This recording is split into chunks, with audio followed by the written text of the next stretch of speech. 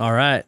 Welcome to the podcast, Kris. Thank you for having me. We got Kris Pritchard, the owner, founder, executive officer of SNC. It's a global IT company. There's a lot of things you do. When we were talking last time, I mean, there's a million things you said you guys handle, but you're heavily involved in the community. You know, you're a father, right? There's a lot going on. You're also an automotive enthusiast. Love it. we already have that in common, right? We love do. that. So I want to go through just so much. There's so much to talk about. Every time you and I talk, there's something like new that I come away with. So give me a little bit of the story of sort of like how we got to where we are now, the Kris we have today. Where it all start, you know. How long's the podcast? we got hours. About a week. We got hours. Yeah. How do I get? Always. Just had a passion for learning. You know, really curious, like passionately curious. Like I got to understand the why and the way that things work. And so when I worked in the technology companies, I saw that there was just a lot of open gaps in processes, and so I wanted to be there to better support the client side. So I found that there was a huge need for that within the technology space. Yeah. Yeah. And so what's the core sort of purpose for your company now? And like, what do you say is like the leading mission that it's on course for now? Yeah, well, when most clients or most companies and businesses look to procure technology, they're kind of only as good as their staff and what their knowledge base is. I mean, if you're looking at, let's say, a chief technology officer or director of IT for the last, let's say, 10 years in their career, maybe they've worked with 2 or 3 different companies or technologies, and it's mostly what they know. But the industry has expanded so quickly that there's a huge skill set gap in which you need to bring in additional experts. And so that's kind of what we do. We provide all of those services to make those available to help. That's very cool. Yeah. It's fast growing. Yeah. Well, I can only imagine. I mean, every day now, especially with AI, there's something new, right? As we talked about the other day, it's like how many tools are out there. Some of them are good, some of them are bad. Yeah.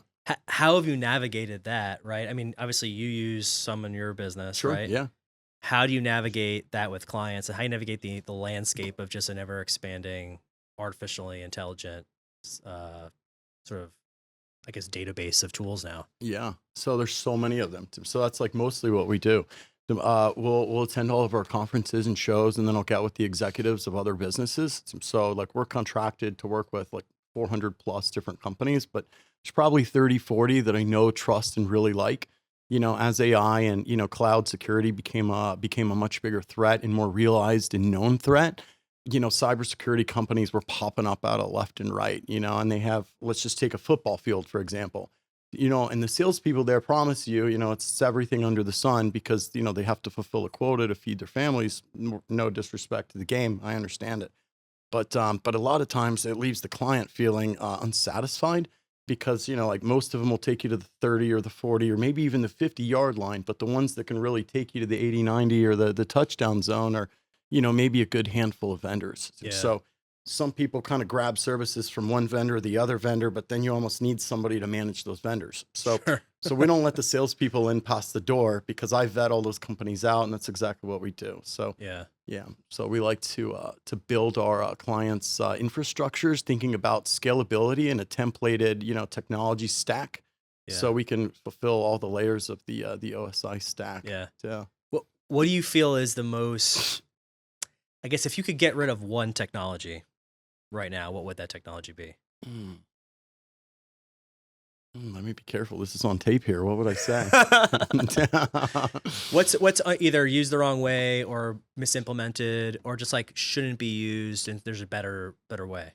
I'd have to come back on that one because there's so many things I'd want to change. I'm like, what would I do? That's a great question. Yeah. I'm Come not back sure. to it. Yeah.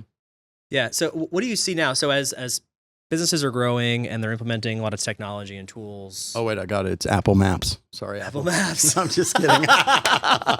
That's an easy one to hate on. Yeah. I'm like, okay, what's one that everybody doesn't like? Yeah, and I'm an Apple guy too, but I just don't really use Apple Maps. Right. It's a big joke. Sorry, Apple. Yeah. I'm in the Google Maps these days. Yeah, we like your other stuff, though. Keep it up. Yeah, keep it up. Yeah. What do you think is as companies are growing, small, medium, large, whatever it is, what do you feel like is the biggest risk that they're facing now on the technology end of things as they are implementing different tools or missing the mark on things. Sure, Tim. Yeah, remember the skill set shortage I talked about? And Yeah. like, if you're a business owner, you have to operate off of your budget. I mean, only what you can afford. And if you're a growing, scaling company, can you afford to place 5, 6, 7 great architects in order to completely fulfill your stack and then secure the cloud? Everything else going on. So it's difficult to find that level of help. So a Yeah. lot of companies end up outsourcing and then leveraging, other companies' services. But then as technology continues to expand, they need more and more and more. So, and the IT directors and chief technology officers are so busy within their day-to-day that it becomes very difficult and cumbersome to manage all of these different technologies converging together. Yeah. So, yeah. What was the originating question again? How? Yeah, just like what the biggest risk is, and it seems like it's just too many tools with not a lot of like management. Yeah, right? and then or lack of know-how. Yeah, I would say to most, businesses, it's like over 70% of cyber incidents occur from some type of, internal employee clicking something, or maybe they took their phone and jumped on a bad Wi-Fi network, and then they bring that device back into their, business network. And so Yeah. it's a lot of it that people aren't aware of.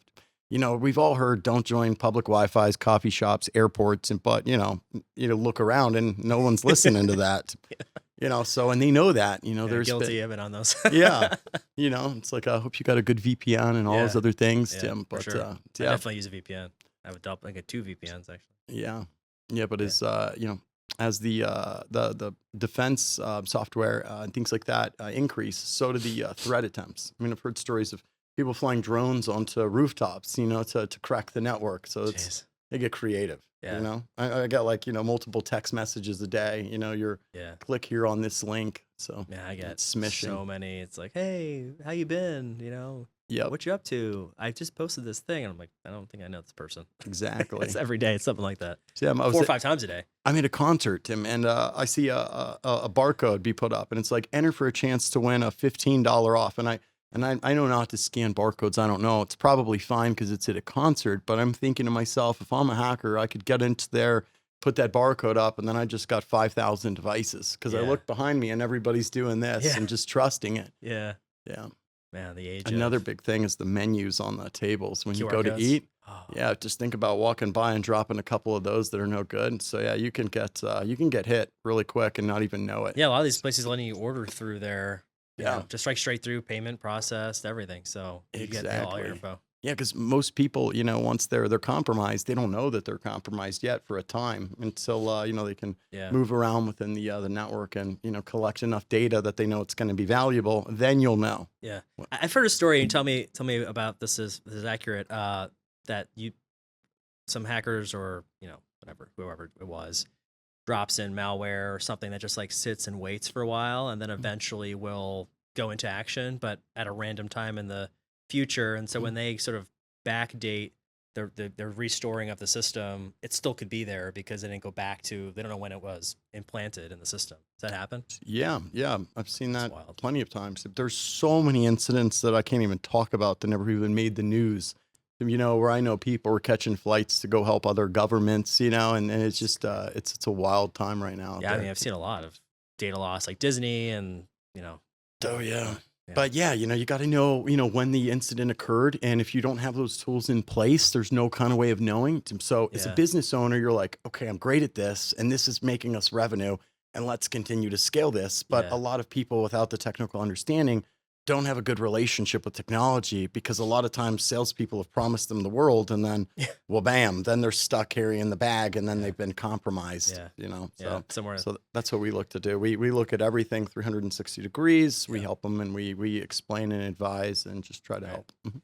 Yeah, that was certainly my experience. I sort of came up before running my current company as a sales development person. I was a sales consultant in tech and SaaS and a service, right? Mhm. And There's so many acronyms now. yeah, it's like everything. Software as a service, service as a service. Have you heard of RAS now? It's ransomware as a service. Oh, okay. Yeah. RAS. So It's they're- all the asses. Yeah. So they got more ass than anybody in the industry. That's right. So yeah, I was putting, listen, our technology solution was sort of shifted based on the type of company, but it was essentially the same product. and the same service, no matter who the company was. So a lot of times it was sort of a, square peg, slightly not square hole, right? And you're like, well, I'm in sales. Like my job is to solve their problem, and this solves the problem. Could be a better fit, yes, right? But then, the other part is like them saying, okay, we've implemented this correctly, and our team understands how to use the technology correctly, and the sales team wasn't really ever involved in that. So they sell, it goes on to implementation, it goes on to client services, and the conversation is completely different. Yep. They're like, hey, sales told us this would work, and we were like, oh, we thought that's what you would do, but they're not doing that, right? Exactly. Yeah. Which is why we're there. We're the trusted advisor. We're the consultant behind Yeah. it all. So Yeah. so we help vendor manage, keep everybody in line. We keep Yeah. copies of all the contracts, make sure that, then there's so much that goes on behind the scenes. Like, we brought on a client and they're owned by a legal firm. I mean, they're like, well, what if we need to move? I'm like, okay, well, we can give them replacement revenue and get you out of that contract. They're like, well, that's not written in there. I'm like, well, that's what happens in real life. Yeah. So there's so much stuff that goes on, from the contracting standpoint to the technical build to the outcome, and who's going to manage it and support it. So we look at all those things because there's a lot of gotchas within the industry. Sure. Yeah. So you obviously have grown a business and have become successful. A lot of people that listen to this podcast are either in the sort of like, I'm going to start a company, I'm in the growth phase of company, maybe the maturation of their business. Tell me about sort of the journey from sort of starting to where you are today, and what are some of the sort of successes and challenges you've sort of seen. And, if you were to give someone advice that's doing the same journey, whatever industry it is, but just as a business owner, like what should they be thinking about? Just keep showing up, Tim. Just don't ever give up. Tim, there's going to be so many days. Tim, you're out there working, Tim, and you're not getting paid yet. I mean, you're doing 12, 14-hour days. I mean, you're waking up before the sun comes up and you're getting home after the sun goes down. Tim, and then, the bills due, and then your car sneezes funny, and, it all happens at once. Then your brother-in-law does drama, so all of these things are very relatable, Tim, and you just got to keep going. Yeah. You just got to believe in yourself. And, if you're doing the right things, I think people will notice that. Tim. And, if you really, are adding value and trying to help your clients, they're going to notice those things. Yeah. What has helped you stay consistent and like resilient through things like that? Well, consistency, Tim. So when I read the book, The 7 Habits of Highly Effective People, it changed my life, Tim, because I started looking at my day-to-day a little bit differently. Tim. And, what is it? Be proactive, think win-win, begin with the end in mind, synergize, sharpen the saw. I mean, these are great, great things. But I think there was a sentence in there that really got me. And it was like, what is it? You reap a thought, sow a habit, reap a habit, sow a character, reap a destiny. So it's like, if you're thinking about the outcome and the end game, which is always what you want to think about, you got to focus on everything you're doing now. And all of a sudden, everything becomes important. Yeah. So you need to be very aware of your calendar, and you got to treat your time like gold. Yeah. So you got to start up early. You got to change perspective, and just, there's so many different little facets to that. I feel like mindset is everything, I think. Yeah. How about you? Same. Really is mindset. I mean, and I really love what you said there, begin with the end in mind. I think that has reshaped how I run my day, my calendar, my short-term goals, and I had a conversation with somebody today about this. It's like, what is the exit strategy? What is the long-term vision? Whether it's business, whether it's your personal life, whatever, obviously, which we all pass, but fast cars. What's the ideal vision for life in 10, 20, enough far enough out where you can get out of sort of the short-term thinking we are all living in, right? Because like you said, drama with brother-in-law, think something's going to happen, the car's going to have a problem, you're going to be pulled in 7 directions by 5 different employees, right? And so, we need to be able to sort of pull ourselves out of that grind where the head is down and say, okay, which direction is the ship going in rough seas? And I'm going to get sort of thrown off course here if I don't have some sort of North Star to point at. And that's really redefined a lot of how I've built my short-term goals, going from, hey, what's a 20-year? Let's back that into a 10. Let's back that into a 5 and a 3 and then a 1. And then let's even now look at a quarter. So now I can say, now what do I need to do every single day when I wake up and be really highly intentional about that day? Because, the important and urgent and not important, not urgent, like you're going to get pulled onto the urgent things if you don't really have a very clear definition of those important things. Yeah. it's just the way it goes. Couple of big ones. Yeah. Yeah. You hit on a lot of them, Tim. Just a couple of quickies, like the cold shower. I remember people talking about that, and I was like, I don't know about that. I still work really hard, and I enjoy my warm showers. But then I hurt my lower back, and so they recommended I start doing these ice plunges. And I got to tell you, those little things just are phenomenal.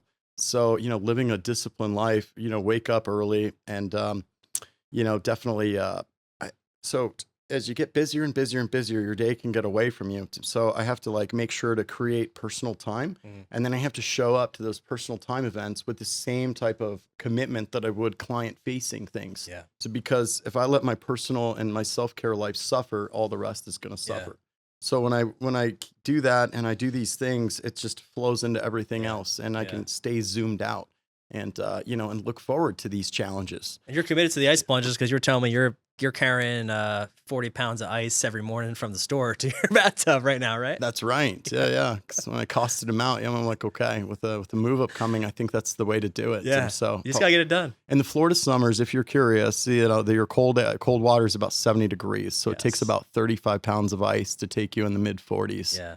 About 5 minutes in there, game changer. Game changer. It really is. Man, the mindset thing you said earlier is such a big deal. I remember this was only a few years ago, even if someone was like, hey, take a cold shower, I'd be like, anything I could do not take a cold shower, right? Like my day's tough enough already. Like, man. I don't want to do this. No, It's miserable. And now I think almost every morning I will do a cold shower, and it's just like a natural thing. And it's a muscle, your brain.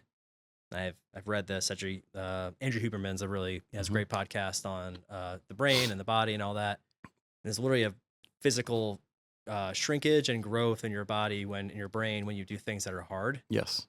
On purpose, and Absolutely. you don't want to do them. You do them anyway, and it is a muscle. And so people who just consistently say, I'm not going to wake up early, or I'm not going to do this, or I'm not going to do that, they are just consistently allowing their atrophy of that skill to go do things that are hard for fulfillment. And it was very tough for me. I was that way for a very long time.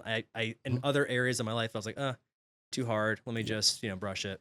Sure. off. Yeah. So I commend the lugging of ice bags into your bathtub. I'm gonna start doing that. It's huge. I mean, it's Goodbye, commercial ice phenomenal, maker. lowering the inflammation in your body, and then it upregulates your brain chemicals. So dopamine, serotonin, all the things. It greatly impacts all those things. How else has sort of health and fitness played a role in your life as you've been doing all this, right? Because obviously building a company is stressful enough, but you're doing physical side of things. I think that showed me a new level of mental strength that I didn't know that I had. So when I started working out, I wasn't like, okay, I'm thinking about this goal and I want to be big. Now, eventually I did get there, but it wasn't because I was super focused on the end game. I was focused on the how.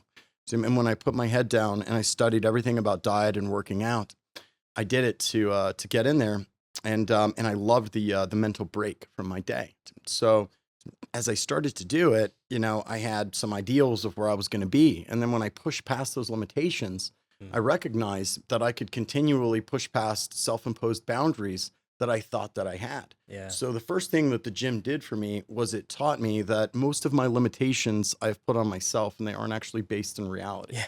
So as I pushed through those, I thought, man, I got more juice in the tank than I was aware of. So, I that spilled over into my daily life and personal life. It spilled over into business, and that level of discipline that, being consistent and staying healthy in the gym requires is a perfect segue into your personal or business life for me.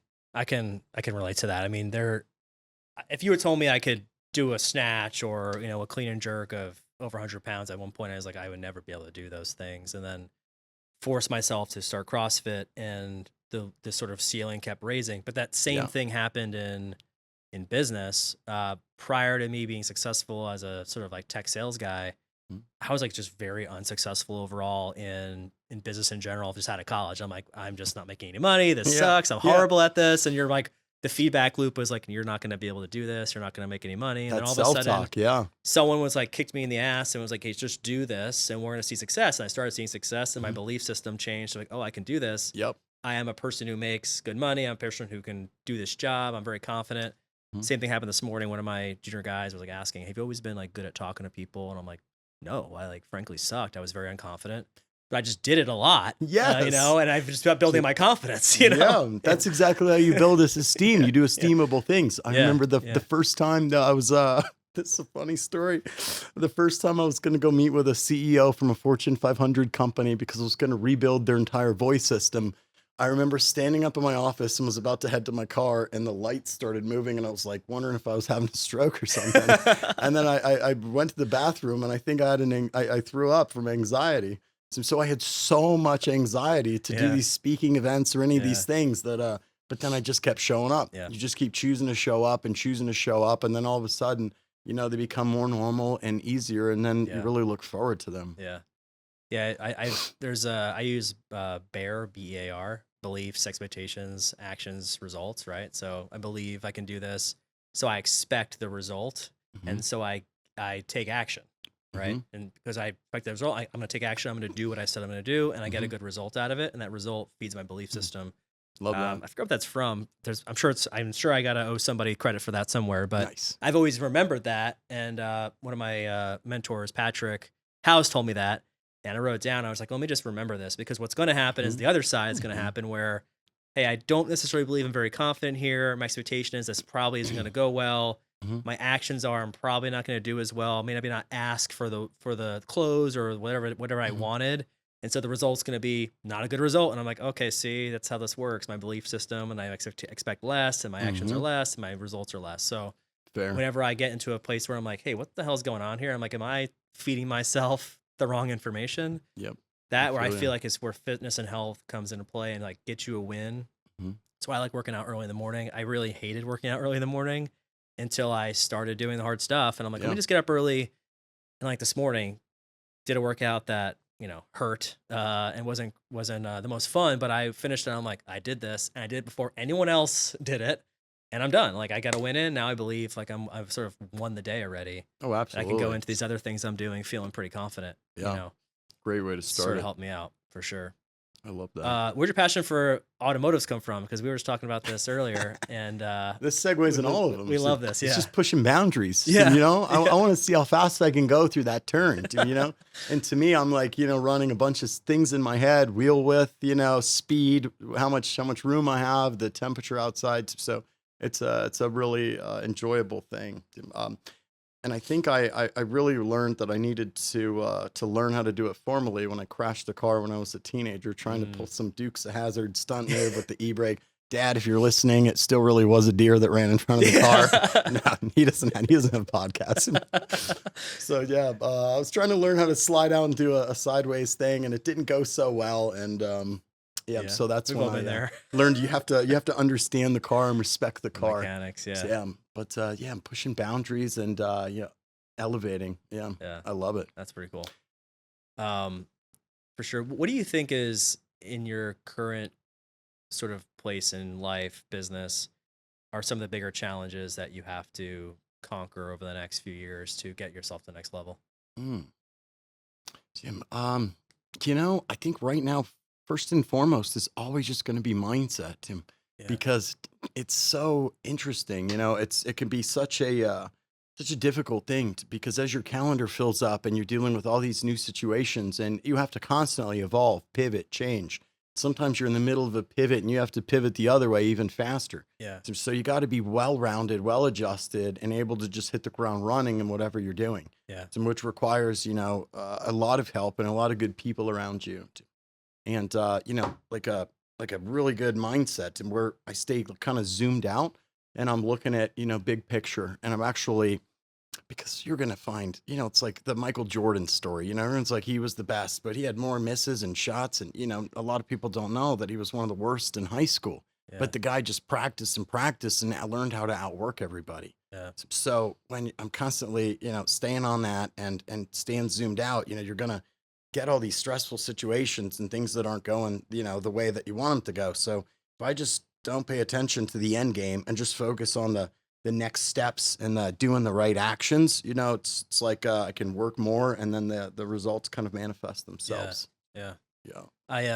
I've always, for me, it's been, you know, obviously with people, you know, you have to be, for me, I think I have to be able to be really good with people and bringing new people into our organization. to really grow. Like technology is obviously a big player for us, but it's like also the people that need to use the technology that we need to bring in to scale the time, because my time is limited, right? You're saying time is valuable Sure. and precious, and where can we spend our time most efficiently and effectively? And that's been for me. But the other part of it is on the time side is if I can bring in the right people to give me more time to do other things that are highly important to me, and like with the family, right? And you have, imagine the family dynamic, it's like intentionality of how do you balance all this. And I've Balance. heard a lot of different opinions on work-life balance, quote unquote. I really, if I hear that phrase one more time, I'm a gouge my eyes out or something. I think it's an illusion, the fallacy of, I'm like, what's balance? Is that the thing you pass when you're going up or down? Yeah. I just don't believe it exists, and you have to integrate it in some way where you're doing something you really enjoy in life, and you'll be happy about that, because it's not like, hey, and other people don't agree. They're like, work is a means to an end, and I feel bad for those people. I know they would be like angry, and they'll be in the comments on this probably like, screw you, whatever. But unfortunately, that's just the way it is for some people who don't want to go and do something or take the risk to do something that is what they really enjoy. Yeah. But on the other side of it's the family time, where it's like, hey, like you said, 12, 14, 20-hour days or whatever, 24-hour days where you're like, I'm working hard, right? Yeah. People always told me when they started the business I'm in, it's like, what do you got to do? It's like, you just work half the day every day. You pick which 12 hours it is, right? It's like, you gotta figure that out. 12. Tim, just 12. That'd That's be it. nice. Tim. But then like when you spend time with your kids and all that, right? And so Mhm. the intentionality piece it's tough, because you have to weigh like, where am I at, and for the future that I'm building, but stay present. Yeah. Yeah. Definitely. Yeah. What experience have you had in that area when it comes to managing the family and the business? And Oh, Tim. Oh, it's always something. Tim. There's no perfect like templated answer. As many Yeah. times as I've tried to come up with like a templated routine, Tim, I told the guys, I was like, hey, it's after 5, company culture here. We're we got to enjoy our family time. So there's weeks and months where we have so many projects, and it's nights, weekends, it spills to a Saturday, and then there's some weeks where it's we've got some extra time on our hands. Yeah. So it's kind of always a fluid, changing thing. So I think that as long as you're staying on the helm and you're dialing it and redialing it, that you can typically find some type of happiness in that, and doing what you're doing and finding the balance. Yeah. Yeah. Tell me about culture. So you mentioned that, and that's been a hot sort That's of huge topic for a lot of the business owners we've talked to. Mhm.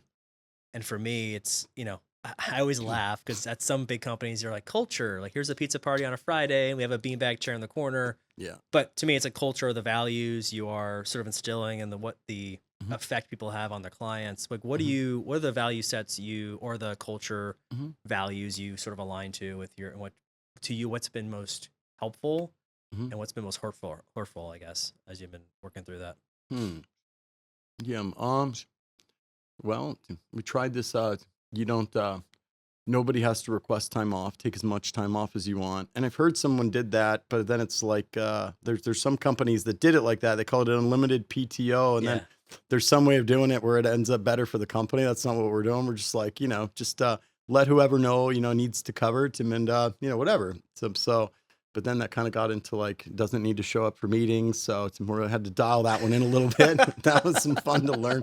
But yeah, no, just really an open and welcoming culture, So we want everybody to really love and enjoy what they're doing, and then treat it seriously, as I would. Because to me, I look at every single client that trusts us. I mean, if you're managing the IT of your business, that's likely the backbone of your company, as most people, handle their business through computers and online. Yeah. So if that goes down, who's to blame?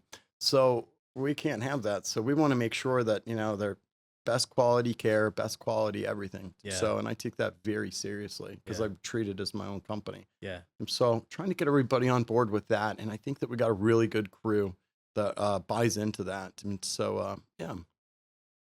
I think I need to get like a sandwich shop built in, though, so everybody can just have free sandwiches. I think I want one of those. There's always something you're like, what can I throw in here to make this more? Yeah. And I laugh because there was, I think I told you earlier, there's this guy that does these parodies about companies, and he shows up from big corporate to like a startup, and there's like a ping pong table and a ball pit on one side, and he's like, what the heck is going on here? I've always, when I was helping build out this tech company, I was like, hey, how can we make this more like techie and people want to hang out here? And I'm like, I don't know if that's necessarily what people want. They want an easy environment, a comfortable environment, place for people that they know that people care about them and that they could, right? Like for me, if someone has a life event, I'm like, go, take care of that. You have a family member that needs your help or something's going on. Like that's the sort of family dynamic. But to your point about taking advantage of that, it's almost about what's the gateway to entry to the company, versus once you're in, okay, cool. You're in the club of like, we do good work. We help, change people's lives, and you're going to be part of that. And they sort of get the fulfillment out of it. That means you have the luxuries that we give you to do what you need to do. Yeah. Or PTO isn't a problem, right? Yeah, I think people are like, what's the PTO policy? Yeah. And I just, I went big on, Tim, respect. If you would treat a stranger better than you would treat, a coworker or somebody within the organization, then that's an issue. Yeah. So it's just kindness all around and respect, and that's huge. Yeah. Yeah. Yeah. How do you see the future of sort of tech over the next few years? Like, what do you see as sort of the main drivers and trends? I know obviously AI is like a hot button. This is an interesting one. Tim, I'll give you guys a little tidbit of some thoughts. I was trying to figure that out because if you could figure out what's going to happen in tech in 5 years, you could be doing pretty well. Yeah. So just like I've watched from voice get centralized from like a PBX and VoIP, and do away with PRI, SIP, all these different technologies changing, right? And then the data centers, and the need for like re-engineering and innovating data storage, because as phones became smart, and then the most content was pictures and videos, and that getting stored. So the need for additional data centers and deduplicifying data and virtualizing that in the cloud. And then I'm thinking about artificial intelligence and these large language models. And now that it's publicly available, what do we have? We have a content generator that's going to explode with additional data. So before I read any reports or anything like this, I'm thinking, okay, well, how big is the world's internet? And when I was looking back in the early 2000s, it was like 5 zettabytes, and then around the scale me in with listeners from where we're at, from like megabyte to zettabyte. It's over 20 zeros. And there's like 8 clicks up. Got Okay. it. So you have for relativity, you have a kilobyte, right? Yes. You have a megabyte, which is 1,000 kilobytes, and then you have a gigabyte, which is 1,000 megs, and then you have a terabyte. Yeah. Okay, and then you That's go where up. I think where a lot of like commonplace storage is now. Imagine 8 clicks larger with 8 more commas in that. Got it. There's a zettabyte. Jeez. Okay, Tim. So the world's internet, was that, and that was early 2000s. And then as smartphones became way more popular and adopted, we were looking at about 50, 60s zettabytes in around the 2014. Do you have any idea what it is at today? I couldn't tell you. It's over 130. So Tim, it's accelerating how quickly it's growing year over year. The U.S. debt problem. Yeah. So I was thinking to myself, I'm like, it's really interesting. So the amount of data that's out there, it's going to be produced even faster now. So I'm thinking that that there's going to be a whole lot more data that we're going to need to store, protect, and make room for. That's wild. Yeah, I'm thinking about, man, let's go back to high school when like the largest, what was the largest thumb drive? It was like 256 and 512, right? Megabytes. Yeah. They were getting like $30-$40 for those things back then. Yeah. And now, even before that, there were some video games. I think it was Doom. I loaded into my friend's PC with floppy disks. Yes. It was like 10 floppy disks. Do you remember, was it Wolfenstein, I think, in Doom? They were pretty similar. But what was the capacity of a floppy disk? It was like only a few megabytes, right? I don't remember. Was it pretty small? I don't know. It's pretty small. Yeah, there was the floppy, then there was the zip, then everybody was ripping the CD. Yeah. Yep. But yeah, now I'm thinking about, back then where things were stored on, the 512 thumb drive or the 1 gig thumb drive. And then all of a sudden now I think my cloud storage on Google, like it needs to be 2 terabytes or I'm running out of space because of all the crap I have. And the phone. Yeah. The iPhone. I have like, hey, is this terabyte of additional cloud space? Otherwise all the photos and videos can't go anywhere. Yeah, that's right. Yeah. So I can only imagine with the quality constantly increasing. Oh yeah. Same problem with the gaming. I've seen the gaming side of things, with Xbox. Like you can't even get like 1 game on a hard console now. It's like too much. You get Call of Duty and it's like you put in, you download it and it's like, cool, we have an update. It's 400 gigs. So it'll be ready in 6 weeks. Yeah. So, You're like, thank all right, you. well, I guess I'm not playing that today. Like, sorry, boys, I'll be on tomorrow. Okay. Yeah. Sorry, I can't squad. I only had 30 minutes for this, so I guess I'm not doing it. Everybody knows about the updates. Yeah, they're like Call of Duty. You're like, delete all your other games on your storage or get a new external SSD. That's hilarious. So funny. Very cool. So for you, when you've sort of grown, obviously you've read some books, you have a lot of knowledge.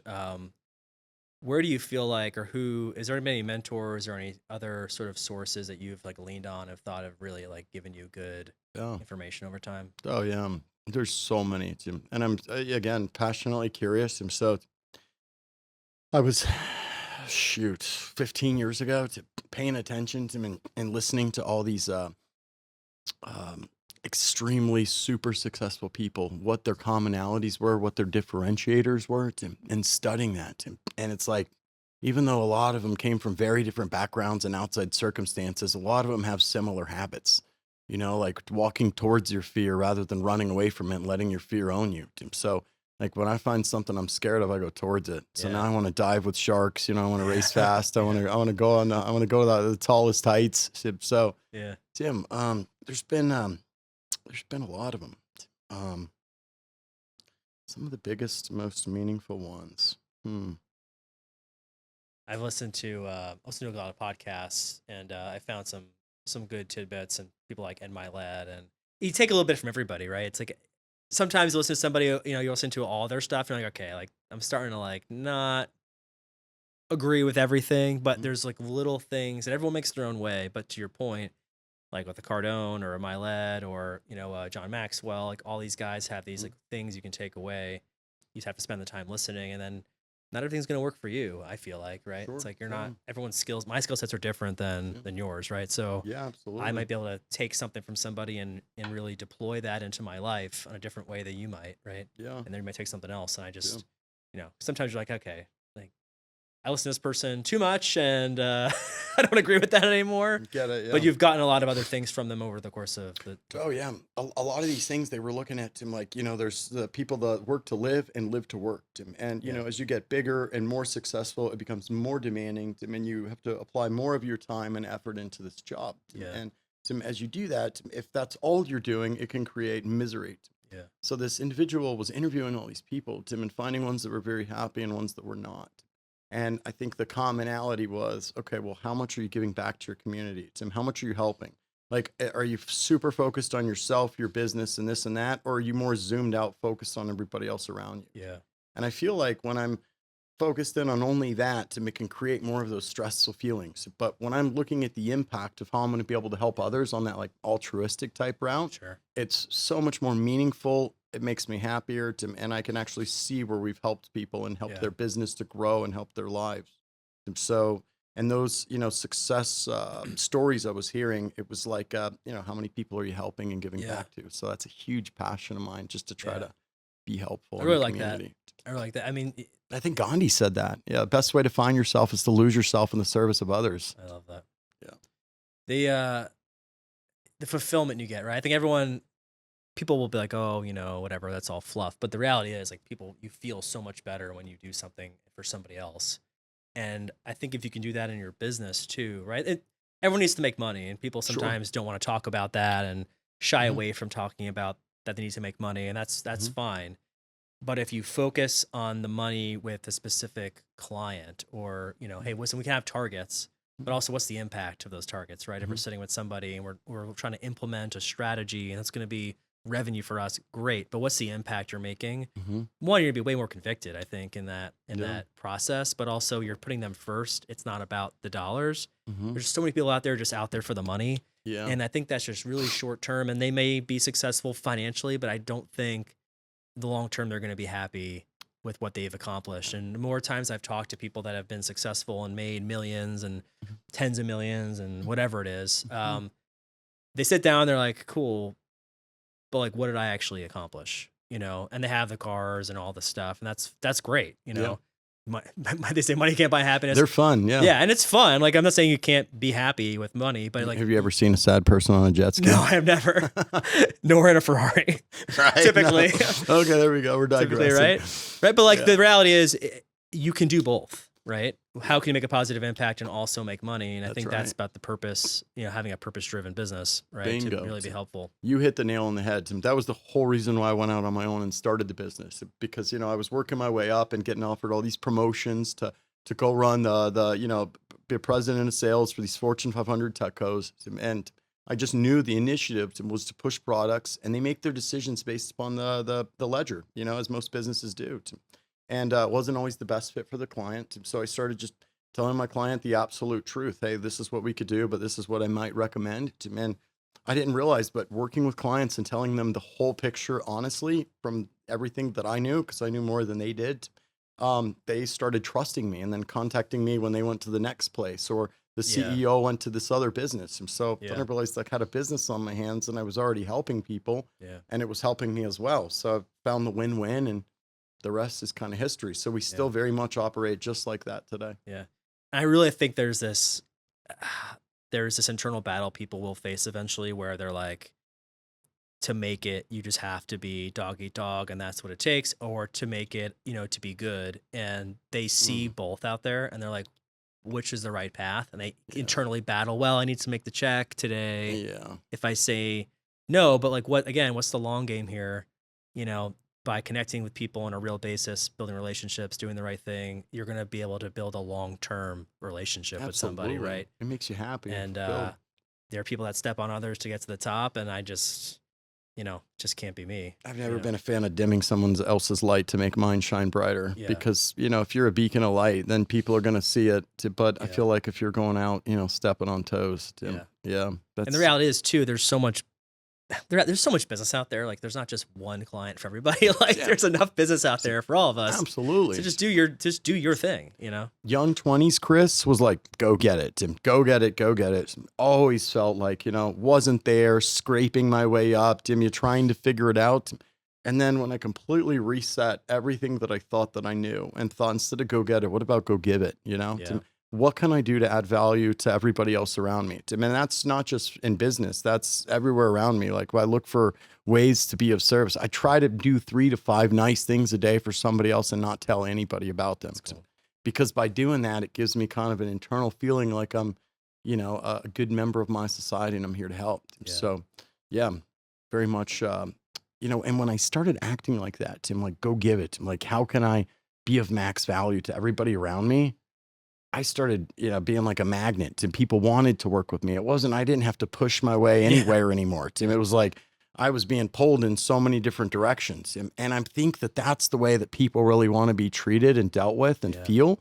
And, people know, they make a quick judgment. And if, they perceive that you're someone that would, behave that way, or cut corners or step on toes to line your pockets, that's not something that leads to long-term trust in business and happiness. Give first. That was one of the main principles I learned. I believe it was Paul Park, one of the VPs of my old company. He helped us sort of like frame around building an ecosystem. It's something I had naturally done for a while, but he helped build a framework with, for us. And it was about, hey, how do you, as a person who's looking to build out a business network, you have all these people that are around you that you're going to eventually collaborate with. Go out there and give them as much as you can. Don't expect anything, right? The first thing a salesperson does is go, hey, I want to get a referral from somebody. Like, this is what I do. Do you have any people like that you have like this? Who can you refer me to? And they're like, no.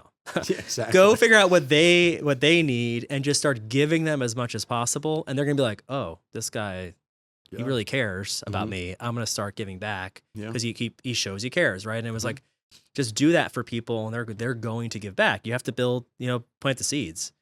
You can't just expect and take and take and take. So I really appreciate that. Yeah, man. So a few hot takes. So right now, if someone's growing a company, best tool they should be looking into for their company. Best tool? Do you mean like books, mindset? You're talking about software? Whatever you think's the best tool. I think your best tool is right here. And I think that this is always going to be with you, whether you have your computer or your software or your technology or without. You point to your head. Here and here. I think your heart and your mind, Tim. If your heart's in the right place and your mind is there, I pay a lot of attention to fear.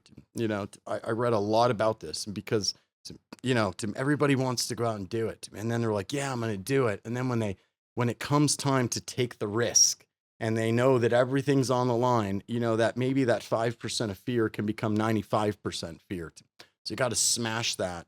Yeah. And so I remember when I was going to move down here from DC and start my business, it was like, I had a safety net. My friend was going to move. I had a real soft, easy landing. And then a month before he fell in love, thanks, Liam. They are happily married, by the way. So congrats. And Congrats, Liam. 2 baby, amazing little children.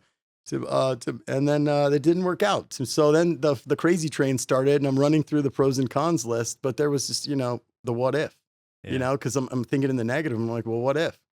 So, if you're just focused on the positive and what could happen, then just keep learning, right? Just keep reading, listening, taking information. I think you're right. Like if you can lead with your heart, I think you said the purpose, do for others, but then also just keep filling yourself with new knowledge. I mean, you're going to find out that you don't know a lot, but you know enough now to be smart about what you're doing. Right. Exactly. Any takeaways? If you go back to, young 20s, Kris, I guess, or even before you did the handbrake slide, would you tell yourself anything, any nugget, if you could whisper in your ear and say anything? Yeah. I love this. When people are like, I'd go back, I'd change this, I'd change that. I like the saying, I wouldn't change anything, because then I'd be exactly where I'm now. But if I did, I would tell myself to calm down, don't stress, and believe in yourself, and just keep working hard. Yeah. And that's it. Yeah. Yeah. I feel like go back and be like, hey man, just be confident. Just be yourself. Yeah. Take it easy. Take it easy on yourself. Don't stress so hard on yourself. Work on the self-talk, get in line with yourself, and then, go out and do it. Yeah. Yeah. Well, I appreciate you coming on, man. It was really good talking to you. Always some good nuggets when you were around. So yeah, we'll go on a track soon. The drive here was quite fun. Yeah, that's right. We'll cut the tape now. We didn't get any tickets.